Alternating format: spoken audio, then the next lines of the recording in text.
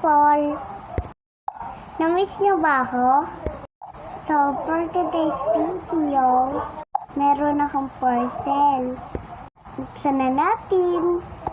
Mahilig po pa kayo mag-video o mag-vlog o kaya mag-picture.